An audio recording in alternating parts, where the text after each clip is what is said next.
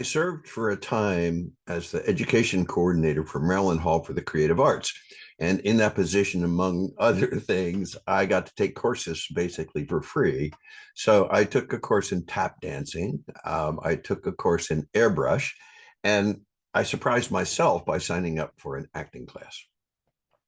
Well, at the end of the first night of class, I was getting ready to dart from the room, and the instructor caught my eye and went like this. So I waited while she talked to some other students as they departed. And when it was just the two of us in the room, she said, "I'm the director of a professional theater company, and we have auditions this Saturday.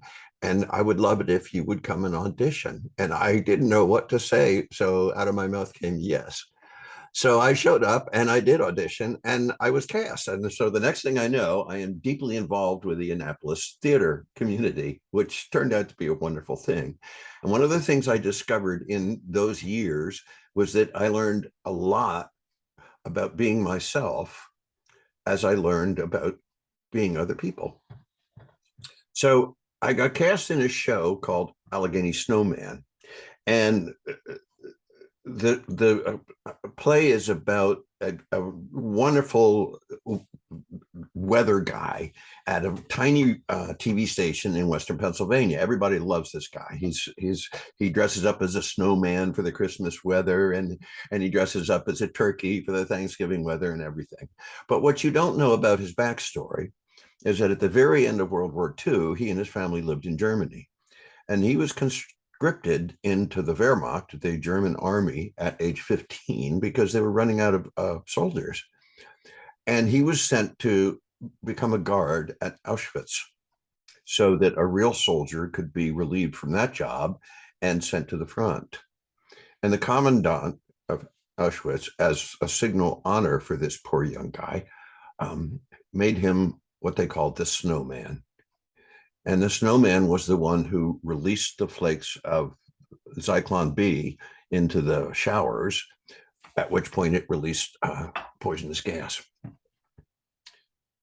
So I played two parts in this play. One was a cocaine sniffing, incredibly misogynistic and racist TV executive from the big city who was coming to, basically take over this little station. The second one was the commandant of Auschwitz. So I was sent to Baltimore to get a costume, and I went to this great, huge warehouse, a really cool place, just filled with costumes and props and all kinds of stuff. And I introduced myself, and the guy behind the counter went like this. And then he motioned me to follow him, and I did, to a dressing room. And there was this Nazi, very authentic Nazi uniform. As I put it on, piece by piece, I felt myself changing. I felt my posture change. I felt myself hold my head at a different angle. I felt my emotions become very cold and distant, and a whole bunch of physiological changes happened. And by the time I got the whole thing on, I was a different person. As I took it off, that thing left me, and here I was back again. So I left it there because it needed a couple of alterations. And they sent it down to the theater, Colonial Players, which is a great theater. It's a theater in the round. And it showed up for dress rehearsal. So during dress rehearsal, I'm in as the commandant of Auschwitz for only one brief scene. The whole theater is dark, and there's a spotlight on me, the guy who plays the Allegheny Snowman, who is in this ill-fitting German uniform and just freaking out. And one of the other characters was just a German soldier. So we finished the scene, and at the end of the scene, as I was backing back up the ramp and all the lights came down, I was shaking. And I knew that as we say in theater, I'd stuck it. Because whenever I did a show and I knew that I'd done my job, that's how I always came off stage. So we're all hanging out in the theater while the director gives us our notes. And I get up to leave, and he goes like this. So I waited, everybody else leaves, and he sits down next to me and he says, "You know that flashback scene at Auschwitz?" I said, "Yeah." He said, I need you to back off.